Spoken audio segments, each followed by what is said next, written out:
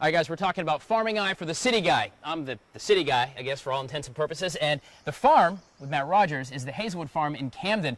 And we're talking in Camden, like in the heart of Camden. It took me about 1,000,000 years to get here and down some woods and past the old oak tree and the old Mitchell place that burned down in the 70s. Good gosh. We're way out here. Maybe this is God's country. This is so gorgeous out here. You forget, I grew up in Vermont, a very rural area. And I forget when you live in Columbia and Lexington to come out in the old dirt roads and the curves and the corners. This is gorgeous out here, bro. Oh, yeah. I love it. It's off the grid, man, for sure. Sure. Well, tell me about the Hazelwood Farm. We have been a hop farm since 2006 when I first started out with just a few plants. Since then, I've expanded to about 600 plants. We're a full acre of hops. We supply hops to local breweries around town. So we're just a niche market type hop farm. We're not really trying to be a big production hop farm. Sure. Well, let's talk about hops, because I said a few minutes ago grain, and hops really isn't a grain then. Tell me really what hops are. Hops are a vine. It's an herbaceous vine, and they create these little cones. So these are hops. Hops. Take a look at this. Come on down and take a look at this. Hops are a perennial rhizome. They grow up as vines, and they grow up about 18, 20 feet tall, and they grow on these trellises. But the actual hop is this herb that grows here on the side of the plant. Okay. It's a cone, and this is what's used in beer to make to give beer its bitterness and give it its herbal, floral, citrusy type flavors. Okay. So hops used in all kinds of beer, from like the Budweiser all down to the micro Sam Adams brews and the stuff you have at the brew pub. Every beer that's brewed today, unless it's a special non-hopped beer, which is very rare. All beers have hops in them. Interesting. So how much can you supply out of, you say you have a small hop farm here, how many beers or how much can you produce out of here? Well, we're still a very small farm, and we can brew about 10 7-barrel batches out of this. So it'd be about enough beer to supply our pub for maybe 2 months. Okay. And how, with the season, is once a season, or can you regrow these a couple of times through? No, they grow once a year, and then once we harvest them, they're done for the year. They'll come back even stronger the next year. Fascinating stuff. Me without my stepladder, by the way. What's up, Stretch, right? So this morning, guys, here on Farming Eye for the City Guy, we're going to talk about hops, the actual production, how they actually go from here into the beer, and also the other uses for hops, because some other good stuff as well. A lot of money into this microbrew world. Here we live in the United States, so it really represents a big footprint of microbrews and agriculture here in South Carolina for sure. Here as the Hazelwood Farm in Camden. It's the Farming Eye for the City Guy, guys. We're going to come back from Camden here in just a little bit. Take a look at the river. You want to say we're out here? Look at that. That's watery. Watery. You know what I'm saying? All right, guys, it is a Farming Eye for the City Guy. We're in Camden, right outside of Lake Watery, on the gorgeous, gorgeous Hazelwood Farm. And I'm talking, you come down this old road, take a left and a left and a left, go down this dirt road through a fence, and finally you come upon this amazing house and its hops farm that Matt Rogers here operates. And one of the cool things, Matt, you've got your operation. You grow for the Lexington Brew Pub, brewery and all.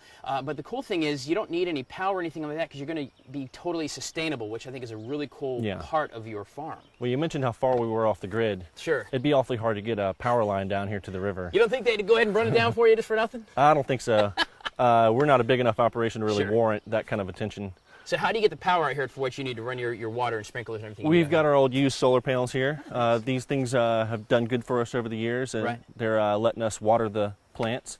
So you're taking the solar power, and that's going to run the pumps that run the water then? That's right. Are you pulling the water out of the river? No, we have a small well here. Okay. Yeah, and we irrigate the plants on an automatic timer, so I don't even have to be here to water them. They go off every day.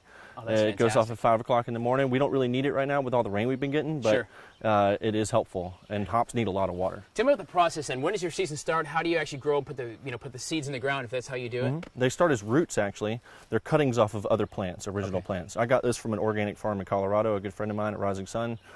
You plant the roots in the ground, and then they come back every year, and once they establish a root stock, it just gets better and better every year. Sure. They can grow up to be 50 years old. Wow. Yeah. Now, so these vines, you run the poles up. You've got, obviously, you can run down the thing. You run the ropes up, and the vines will find their way up to stabilize the rope itself. That's right. Okay. They grow up and make this big, beautiful hedge you see here. The poles are cedar that came off the property, so it's all organic. So everything, you didn't buy anything Lowe's down here. I mean, no really way. Got basically everything that you've got here from the property right back into the ground. I mean, that's absolutely. That's farming 101, bro. Yeah. That's farming 101. Well, cedar lasts forever. My grandpa used to have grapevines with cedar poles. That, they're still around. So when is it going to be harvest time then for you in these hops? About end of June to the middle of September. Our season here is a little bit different than most other hop farmers. So we harvest them when they're ready, hand pick everything, and we pick the hops right when they're ready, and then we take them right to the pub and brew with them, hopefully that day.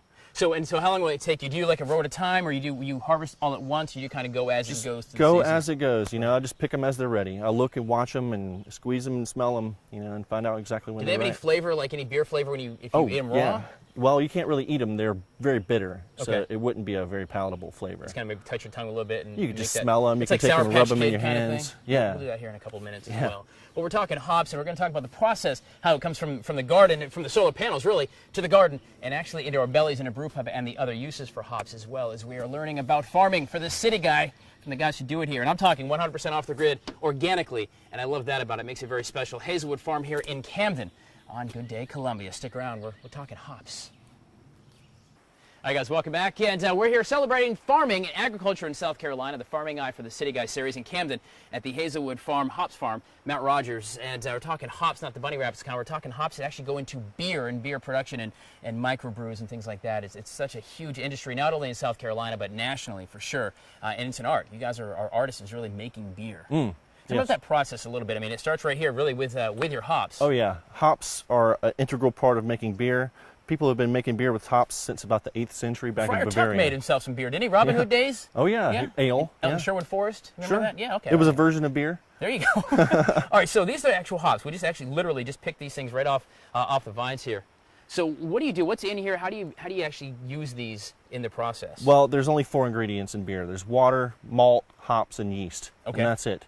There's no chemicals, no Anheuser-Busch is unnatural going, come ingredients. on, that's our secret. And, you know, being a big part of the ingredients, hops, you know, it's naturally, we need to have people growing them. Sure. So that we can provide for these local breweries and these Right. niche markets and people trying to come up with new ideas and new beers.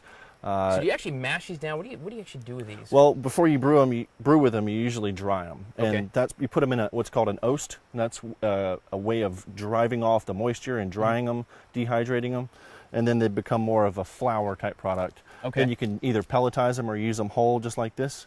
Now, Throw when 'em right you into when the you beer. actually put these into your production, do you hand separate these, or do you actually put them in and go ahead and mash them a little bit? I just throw them all in. Okay. They boil over the Right. course of about 60 minutes. So when you're talking size, like how many glasses of beer is that going to make? My little pile I made here. That might make about 2 glasses of beer, 2 Really? pints. 2 glasses of beer. Yeah. How long's the process when you're making the beer? The process, it takes about 4 hours to actually brew the batch, and then another 2 weeks for the beer to probably ferment, maybe Right. another 3 or 4, depending on the beer. Why do you think there's such a growth and expansion? I mean, I think of microbrews, of course, from New England. I think of Sam Adams. I think of Long Trail Ale. We had Catamount back in the day. And come down here, and there's all these other great microbrews. Some are mainstream Diamond stores. Some are actually just at like Lexington Brew Pub that are just your brand. Yeah. What's the love of that? Well, it's just the entrepreneurial spirit that people have, and being able to be creative and have that gratification of being able to produce something and then have your friends and family and customers be able to enjoy and Sure. see the smile on people's faces when you make something right there for them. I think it's any industry is like that, and this just happens to be one that can let anybody kind of get into it. There you go, just like that. We're going to put links for you at watch.com also to the greater agriculture industry here in South Carolina, but also to the Hops Farm, to his brew pub, and also some links, very interesting reads on these hops as one part of agriculture and the bigger economy of agriculture here in South Carolina. We're going to continue on here in Camden, in the middle of, well, God's country. Look around, it's gorgeous. We're 10 miles in the woods. I wonder if I fell if I'd make any noise if no one were here. Stay with us, we're coming back. Think about this, $254 million. That's the economic impact here in South Carolina of brewing. Let's do the math, carry the 1, drop it down, 21. We're talking about beer. That's $74 per person over 21 years old in the state. Every one of them. That's a pretty big impact, and it all starts right here on a small farm in Camden. Yeah, we're going to talk about that when Good Day Columbia comes right back. Hi guys, welcome back to Farming Eye for the City Guy, Matt Rogers at Hazelwood Farm in Camden, the heart of beautiful Camden. In the middle of nowhere is this awesome hops farm right here. We're talking about the real economic impact of microbrews and brewing here in South Carolina. It starts, of course, with a small hops farm like this, but there's some pretty significant numbers financially, jobs and numbers here in South Carolina. Huge. It's growing every day. We just passed the Stone Law. Okay. That's what it's been called. But it's going to allow breweries to start serving food, and it's going to just make it a better climate for all breweries to want to expand to South Carolina and open up here rather than try to move to North Carolina or someplace Sure. where the laws are easier. It's going to be a huge economical impact for our state. A lot of jobs, a lot What are of the numbers? Any rough numbers of what they project? Well, Stone last year netted about $130 million. They're talking about building a $31 million expansion out here in South Carolina. We got Deschutes is another brewery in Bend, Oregon. They're talking about possibly coming to South Carolina. It'd be another huge brewery. Is there something about the climate here for growing the agriculture that makes it beneficial to come here? Or is it just the water's great? The water's great. The people are great. You know, the climate is great. Just it's not Smiling really the faces, most. beautiful places. That's right? it. Yeah, I hear you. Tell me the difference between a brewery and a brew pub. All right. There's a difference in the way that breweries are made to produce beer that gets distributed outside of the brewery. Okay. Brew pubs actually just make beer that just gets sold inside the So if I want a Bell restaurant. bar that's a brew pub and I come and I want to try Matt's Special Ale, boom, I'm not going to go down to Bob's Food and Fuel in Lexington and buy a case of it. That's right. Essentially. We are only able to serve our beer inside of the restaurant. Okay. Breweries are usually only able to sell their beer outside of the I the brewery, but with this new law that passed, it kind of makes them quasi brew pubs. Okay. They just can't serve liquor. It's going to expand everything. Exactly. At the beginning of this whole series this morning, Matt, we talked about the other uses for hops other than beer, because you can make the heck out of some beer. What are a couple other things you can actually use hops for besides just actually doing the Homer Simpson beer? Well, hops were actually grown in Bavaria in the 8th century by monks. For about 6 centuries before they were ever used in beer. They were used for their medicinal purposes. Okay. They have sedative properties. They have calming effects. They're great for nursing mothers. They're great for just a sleep aid. Sure. It just has a great kind of calming effect, and people use them in tinctures to, for holistic medicine. Right. Hop tea. Yeah, that's a funny thing we talk about, the farmers who, made you cotton, made you strawberries, made you hops. There's so many other uses than just the, hops going to beer. There's so many other cool things you can learn as well from you guys who are out here working the land. It's just a really cool thing to be able to sit and learn and talk. It's a passion. It has to be a passion. It is. For sure. I love it. Matt Rogers, Hazelwood Farm, out here in Camden and the Old Mill Brew Pub in Lexington. Here, thank you so much for sharing your farm with us this morning. This is a cool operation. Remember, this is totally off the grid. He's got the solar panels down there. He grows these himself, for his brew pub in Lexington. It's just such a cool circle of life, as we always say here on Farming Eye for the City Guys. So I appreciate the little trip. Hopefully, I'll be able to get my way back out of here, back to the city. Oh yeah, we'll lead you out of here. We'll see. Stay with us. We're coming back. All right, guys, welcome back to Good Day Columbia. We're in Camden, South Carolina here at the Hazelwood Farm. We are deep in the woods at this fantastic farm, off-the-grid farm. Been learning from Matt Rogers about his hops production field here, and you can see some of the hops are actually still growing here on the vine. The great thing about this place is it is off the grid, and his little production down here is run by solar power, and it's using the well water and collection. It's just such a cool way to show how agriculture really works. And speaking of agriculture, Lonnie Reichert from Lexington Farm City, that really is the issue, is the agriculture from the ground to the trees and the vines and the greens to the farmer's hands to us. Exactly. Our purpose is to educate everybody about the farm-city connection and how we depend on each other, and pretty much everything in our life somehow originated from the farm. You know what, it's interesting about this here, we've talked to some of the bigger farmers who do a lot of collards and the multi-million-dollar industries and strawberry production, all these big things. But it also has a big impact, a small little farm in Camden that does hops for one local, the Old Mill Brew Pub. Yeah, agriculture and agribusiness is a huge economic impact in the state of South Carolina, but it takes all types of agriculture. Conventional, huge farms, like you mentioned, small organic farms. It takes all of us, to really keep this economic engine going. And how important really is it that, Matt's got this farm here that goes and feeds that one spot? How important is this one little plot of land in Camden to the greater engine, as you call it, of agriculture? And I think it goes way beyond South Carolina and the Midlands, certainly. But it's huge.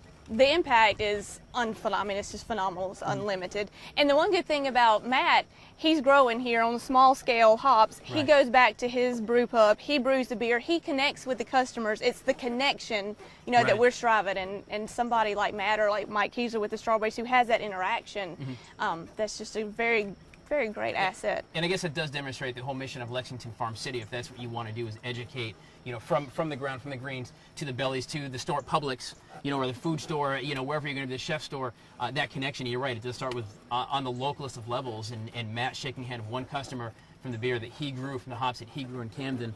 I think that really does tell the story, because this guy maybe not have a clue where hops come from. He's drank, the canned beer his whole life and goes, my God, this tastes pretty good. Right. And so many people these days, they want to know where their food comes from. They like local, and we're trying to introduce everybody to their farmers.